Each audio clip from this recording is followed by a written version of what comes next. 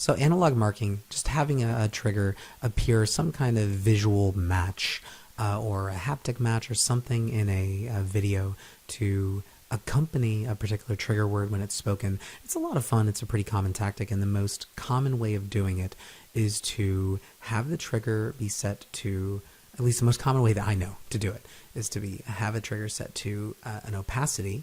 So here in Adobe Premiere Pro, I have the visual on the bottom, the rows opening. I have the word trigger on the top. And you can see the opacity is at 0 right here on the left. And I have it keyframed. So it's going to remain at 0. At the point when I want it to start appearing on the screen, I click the Add Remove Keyframe button. At 0 again, I bring it up to whatever intensity I want to bring it to. At this point, it's 100% intensity or 100%. So it's all opaque. It's not transparent at all, but it's using an overlay blend mode, so it still has that kind of nifty effect. It goes back down to 0, add a keyframe at 0, and then it continues through. So that ends up making the trigger look like that. It just briefly pops on, and if you time it with the audio, then it looks kind of cool.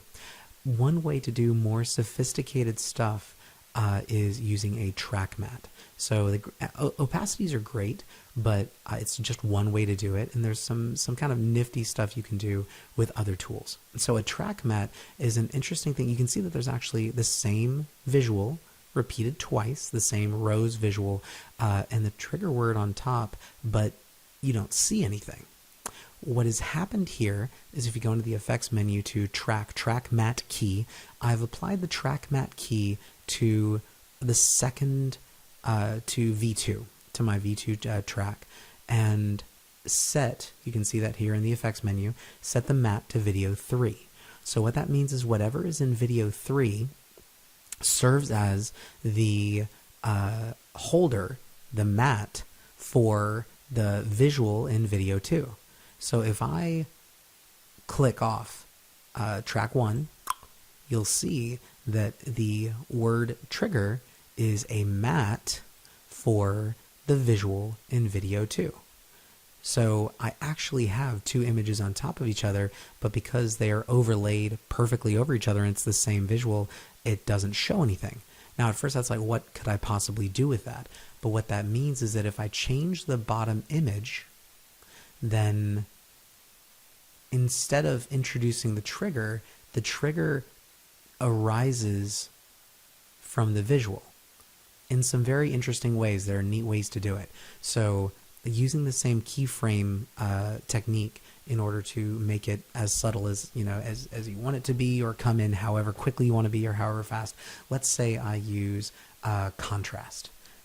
So I go to Lumetri Color Panel, I click Basic Correction once, which puts it in my Effect Controls panel here on the top left. So I choose Contrast, I create the keyframe 0 again. I'm going to bring the contrast to pretty high, and you'll notice just how really subtle that is, because contrast only changes the visual contrast in the base picture. It's not a really big effect. And so you end up with something like this. It just pops out super subtly. Maybe that's not, something, maybe I want more than that. So I can go to Lumetri Color, do the same thing with exposure. 0, 0. Bring up the exposure on the bottom image by 2 points. Drop it back to 0. And let's see how that appears. So it draws out that trigger image. I can do the same thing if I go back to the color change and drop it to become dark. So that's using Lumetri Color to change the color of the object behind in a way that highlights the word trigger. Now, there are still way more things you can do. Obviously, if you change the saturation, it'll draw out the color in a subtle way, other things. But let's go into effects, not just color changes, but effects. So some of my favorites to use for this are Gaussian or VR blur, either one. So let's, sure, Gaussian blur, apply that to the bottom image. I'm going to do the same thing I did previously, start it at 0. Whenever I want the trigger to start coming into the frame, I set a keyframe, I'm going to blow it up to, let's clear the exposure effect. Sorry, I needed to do that. There we go.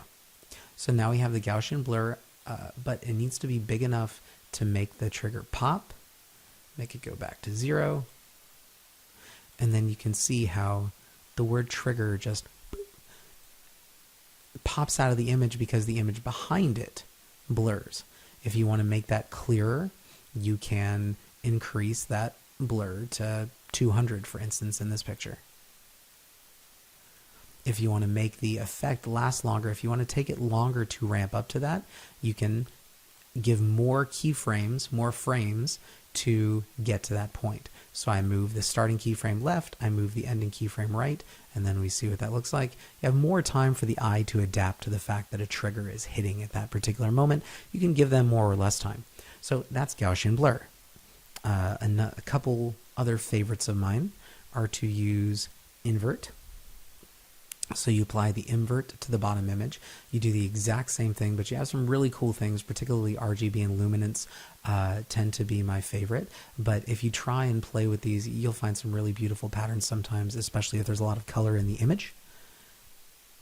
And you can play with really any effect that you want to. Some of them are going to be more obvious or more cool. Some are going to be very subtle.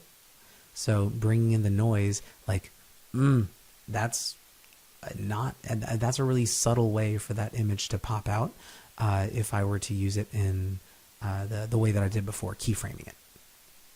But noise I'll use sometimes. You can really just go in and try anything that you want, applying it to the bottom image and seeing how it would make the front image, the word you want, pop out. And if you want that word to be larger, you just change the matte. So if you change the matte size, then the image behind it will stay fixed, but the matte will move. Some other things you can do with it. So I've created an image here where the black is actually transparent. So it's transparent on a black background. And you can tell that it's transparent on a black background because if I change the background to red, you see that it's changed to red. And so what that means is that those white bars are a matte for any image that I want to put in them. So you see here in the second image, I've overlaid static. The second track, V2, is a static, which is overlaying onto the matte that is the white hearts. So I could expand that. I can really do whatever I want with it. Another example would be to include a video of eyes or a face that only appears within that white space. Let me slow that down because that's just brutal. Oh, hold on. There we go. That's a little bit just easier on the eyes. That's another way you can do it. Another way you can play with it. I have a few as examples that I built a long time ago that also show what you can do with track mattes. So this is a bunny image, and this is something you can do this to yourself. Just rotoscope yourself so that there is a visual of you where the background is entirely transparent. So on this one, I have one spiral being overlaid on top of a stable background, and it looks like this. So the backing track in this image, the background is just a solid picture. It's the bunny roto brush, the bunny girl roto brushed as the matte, and then the spiral being overlaid onto the matte. Let me expand that out so you can see a little bit longer.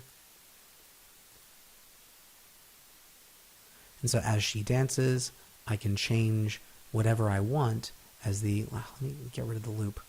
Sorry, I can change whatever I want to be the matte that's she's in, whichever spiral she's in or whatever. The next way to do it is to have, this one was just a simple